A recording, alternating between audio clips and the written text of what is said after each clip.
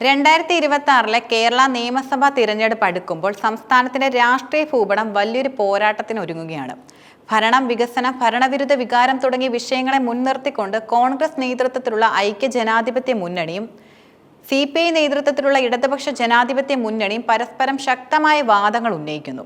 India today conclave south 2025 Ramesh ചെന്നിത്തലയും MP രാജേഷും നടത്തിയ പ്രസ്താവനകൾ ഈ രാഷ്ട്രീയ വൈരം എത്രത്തോളം രൂക്ഷമാണെന്നും വ്യക്തമാക്കുന്നു.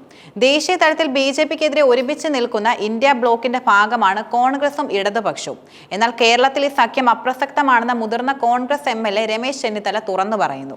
ദേശീയമായി നമുക്ക് BJPയിൽ ഒരു പൊതു ശത്രുവുണ്ട്. ആ ശത്രുവിനെ കൂട്ടായ ഇച്ഛാശക്തിയോടെ നേരിടണം. എന്നാൽ കേരളത്തിൽ പ്രധാന പോരാട്ടം കോൺഗ്രസും CPI-എമ്മും തമ്മിലുള്ള UDF-ഉം LDF-ഉം തമ്മിലാണ്. ചെന്നിത്തല പറഞ്ഞത് ഇങ്ങനെയാണ്: ഈ നിലപാട് ദേശീയ രാഷ്ട്രീയത്തിലെ സഖ്യങ്ങൾ കേരളത്തിലെ പ്രാദേശിക രാഷ്ട്രീയത്തെ സ്വാധീനിക്കില്ല എന്നതിന്റെ വ്യക്തമായ സൂചനയും നൽകുന്നു. ദേശീയ തലത്തിൽ ഒരു പൊതു പ്ലാറ്റ്ഫോമിൽ ഒത്തുചേരുമ്പോഴും കേരളത്തിലെ രാഷ്ട്രീയ സാഹചര്യങ്ങളുടെ പ്രത്യേകത കാരണം ഇവർക്ക് പരസ്പരം എതിർ സ്ഥാനാർത്ഥികളെ നിർത്തേണ്ടി വരും. ഇത് ഇരു പാർട്ടികളുടെയും ദേശീയ സഖ്യത്തിന് ഒരു പരിധിവരെ ദോഷകരമായേക്കാം. വരാനിരിക്കുന്ന തിരഞ്ഞെടുപ്പിൽ കോൺഗ്രസിന്റെ മുഖ്യമന്ത്രി സ്ഥാനാർത്ഥിയെ മുൻകൂട്ടി പ്രഖ്യാപിക്കില്ലെന്ന് ചെന്നിത്തല ആവർത്തിച്ചു. ഈ തീരുമാനം പാർലമെന്ററി പാർട്ടി അംഗങ്ങളുടെയും കോൺഗ്രസ് ഹൈക്കമാൻഡിന്റെയും കയ്യിലായിരിക്കുമെന്നും അദ്ദേഹം പറഞ്ഞു. ഇത് കോൺഗ്രസിന്റെ പരമ്പരാഗതമായ ശൈലിയാണ്. പാർട്ടിയിൽ കഴിവുള്ള നിരവധി നേതാക്കൾ ഉണ്ടെങ്കിലും തിരഞ്ഞെടുപ്പിന് ശേഷം മാത്രം സ്ഥാനാർത്ഥിയെ തീരുമാനിക്കുന്നതിലൂടെ ആഭ്യന്തര ഭിന്നതകൾ ഒഴിവാക്കാൻ കഴിയുമെന്നാണ് നേതൃത്വം കരുതുന്നത്. പാർട്ടിക്കുള്ളിലെ ആഭ്യന്തര ചലനങ്ങളെക്കുറിച്ചുള്ള ചോദ്യങ്ങൾക്ക് ശക്തനായ നേതാവായ ശശി തരൂരിന്റെ പാർട്ടിയോടുള്ള പ്രതിബദ്ധതയെ ചെന്നിത്തല എടുത്തു പറഞ്ഞു. ശ്രീ ശശി തരൂർ ഒരു കോൺഗ്രസുകാരനാണ്. അദ്ദേഹം കോൺഗ്രസ് പാർലമെന്റ് അംഗമായി തുടരും. അദ്ദേഹത്തിന് സ്വന്തം കാഴ്ചപ്പാടുകളുണ്ട്. ഞങ്ങൾ അവയെ വിലമതിക്കുന്നു. പക്ഷേ അദ്ദേഹം ഞങ്ങളോടൊപ്പം തുടരും. ഞങ്ങൾ അദ്ദേഹത്തിന് അവസരങ്ങളും നൽകി. മന്ത്രിയാക്കി. അദ്ദേഹം പാർട്ടിക്ക് ഒരു മുതൽക്കൂട്ടാണ്. അതിൽ യാതൊരു സംശയവുമില്ല എന്നും ചെന്നിത്തല തുറന്നു പറഞ്ഞു. ഈ പ്രസ്താവന തിരഞ്ഞെടുപ്പിന് മുന്നോടിയായി പാർട്ടിക്കുള്ളിലെ ഐക്യം ഊട്ടിയുറപ്പിക്കാനുള്ള ശ്രമമായിട്ടാണ് വിലയിരുത്തപ്പെടുന്നത്. LDF വിജയത്തിന് പിന്നിലെ കാരണങ്ങളും നിരവധിയാണ്. രണ്ട് വ്യത്യസ്ത വ്യാഖ്യാനങ്ങൾ. കഴിഞ്ഞ നിയമസഭാ തിരഞ്ഞെടുപ്പിൽ കോൺഗ്രസ് നേരിട്ട പരാജയത്തിന് പ്രധാന കാരണം COVID-19 മഹാമാരിയാണെന്ന് രമേശ് ചെന്നിത്തല വാദിച്ചു. കോവിഡ് നിയന്ത്രണങ്ങൾ കാരണം വോട്ടർമാരുമായി നേരിട്ട് സംവാദിക്കാൻ പാർട്ടിക്കായില്ലെന്നും ദുരന്ത സമയത്ത് ജനങ്ങളെ സഹായിക്കുന്ന ഒരു സർക്കാർ ഉണ്ടെന്ന തോന്നൽ ജനങ്ങൾക്കുണ്ടായെന്നും അദ്ദേഹം അഭിപ്രായപ്പെട്ടു. 10 വർഷമായി അധികാരത്തിലിരിക്കുന്ന LDF-നെതിരായ ഭരണവിരുദ്ധ ഘടകങ്ങൾ ഇപ്പോൾ കോൺഗ്രസിന് അനുകൂലമാകുമെന്നും അദ്ദേഹം കൂട്ടിച്ചേർത്തു. എന്നാൽ ഈ വാദത്തെ LDF ശക്തമായി പ്രതിരോധിക്കുകയാണ്.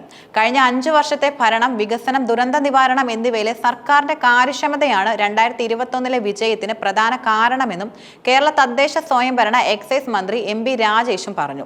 ഭരണ നൈപുണ്യത്തിന് വോട്ടർമാർ സർക്കാരിനെ ആദരിച്ചുവെന്നും അദ്ദേഹം കൂട്ടിച്ചേർത്തു.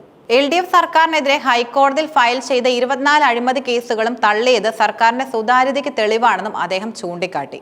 കൂടാതെ ശിശുമരണ നിരക്ക്, ദാരിദ്ര്യം ഇല്ലാതാക്കാനുള്ള പദ്ധതികൾ തുടങ്ങിയ സൂചനകളിൽ കേരളം ആഗോളതലത്തിൽ പല മേഖലകളെക്കാളും മികച്ച പ്രകടനം കാഴ്ചവെക്കുന്നുണ്ടെന്നും രാജേഷ് കൂട്ടിച്ചേർത്തു. സംസ്ഥാനത്തിന്റെ പ്രതിശീർഷ വരുമാന വളർച്ച, ബിസിനസ് ചെയ്യാൻ എളുപ്പമുള്ള റാങ്കിംഗ്, വ്യാവസായിക നിക്ഷേപ, കാലാവസ്ഥ എന്നിവ മറ്റൊരു തിരഞ്ഞെടുപ്പ് വിജയത്തിൽ ആത്മവിശ്വാസം പ്രകടിപ്പിക്കാനുള്ള കാരണങ്ങളായും അദ്ദേഹം ചൂണ്ടിക്കാട്ടി. BJPയുടെ വോട്ട് ബാങ്ക് കേരളത്തിൽ വർദ്ധിക്കുന്നതിനെക്കുറിച്ചും ഇരു നേതാക്കളും സംസാരിച്ചു. കഴിഞ്ഞ പാർലമെന്റ് തിരഞ്ഞെടുപ്പിൽ BJP മനഃപൂർവ്വം കോൺഗ്രസ് വോട്ടുകൾ കുറച്ചുവെന്നും കോൺഗ്രസിനെ ദുർബലപ്പെടുത്തുക എന്നതാണ് അവരുടെ ലക്ഷ്യമെന്നും ചെന്നിത്തല ആരോപിച്ചു. അതേസമയം BJPക്ക് കേരളത്തിൽ സർക്കാർ രൂപീകരിക്കാൻ കഴിയില്ലെന്നും അവർക്ക് ലഭിക്കുന്ന വോട്ടുകൾ കോൺഗ്രസിനാണ് നഷ്ടപ്പെടുന്നതെന്നും അദ്ദേഹം വാദിച്ചു. 4% വോട്ടുകൾ CPM-ന് ലഭിച്ചു. കേരളത്തിൽ കോൺഗ്രസ് സർക്കാർ കാണാൻ BJP ആഗ്രഹിക്കുന്നില്ല, ചെന്നിത്തല തുറന്നു പറഞ്ഞു. ഇന്ത്യയുടെ ആരോഗ്യ, വിദ്യാഭ്യാസ മേഖലകളിലെ വികസന മാതൃകയെക്കുറിച്ച് സംസാരിച്ചപ്പോൾ കേരള മോഡൽ ഏതെങ്കിലും ഒരു പാർട്ടിയുടെ നേട്ടമല്ലെന്നും വിവിധ സർക്കാരുകളുടെയും എല്ലാ രാഷ്ട്രീയ പാർട്ടികളുടെയും ശ്രമങ്ങളുടെ ഫലമാണെന്നും ചെന്നിത്തല പറഞ്ഞു. എന്നാൽ പിണറായി വിജയന്റെ നേതൃത്വത്തിലുള്ള LDF സർക്കാർ സംസ്ഥാനത്തിന്റെ സാമ്പത്തിക സ്ഥിതി ഗണ്യമായി മെച്ചപ്പെടുത്തിയെന്നും MP രാജേഷ് തുറന്നു പറഞ്ഞു. 2016 4.7 ലക്ഷം കോടി രൂപയായിരുന്ന മൊത്ത ആഭ്യന്തര ഉൽപാദനം 11.5 ലക്ഷം കോടി രൂപയായി ഉയർത്തിയെന്നും അദ്ദേഹം കൂട്ടിച്ചേർത്തു. മൊത്തത്തിൽ 2026 തിരഞ്ഞെടുപ്പിന് മുന്നോടിയായി ഇരു മുന്നണികളും തങ്ങളുടെ നേട്ടങ്ങൾ ഉയർത്തിക്കാട്ടി ജനവിധി നേടാനുള്ള ശ്രമത്തിലാണ്. ഭരണവിരുദ്ധ വികാരം, വികസനം, പാർട്ടിയുടെ ആഭ്യന്തര ഐക്യം എന്നിവയെല്ലാം തിരഞ്ഞെടുപ്പ് ഫലത്തെ നിർണ്ണയിച്ചേക്കാം. കേരളത്തിലെ രാഷ്ട്രീയ സാഹചര്യങ്ങൾ, ദേശീയ സഖ്യങ്ങളുടെ വെല്ലുവിളികൾ, പ്രാദേശിക രാഷ്ട്രീയത്തിലെ പ്രത്യേകതകൾ എന്നിവയെല്ലാം ഈ തിരഞ്ഞെടുപ്പിനെ കൂടുതൽ ആകർഷകമാക്കും. അടുത്ത നിയമസഭാ തിരഞ്ഞെടുപ്പിൽ കേരളത്തിൽ കോൺഗ്രസിന്റെ വിജയ സാധ്യതകൾ വിവിധ ഘടകങ്ങളെ ആശ്രയിച്ചിരിക്കുന്നു. കഴിഞ്ഞ 10 വർഷമായി LDF ഭരണത്തിലുള്ളതിനാൽ സ്വാഭാവികമായി ഉണ്ടാകുന്ന ഭരണവിരുദ്ധ വികാരം കോൺഗ്രസിന് അനുകൂലമായേക്കാം.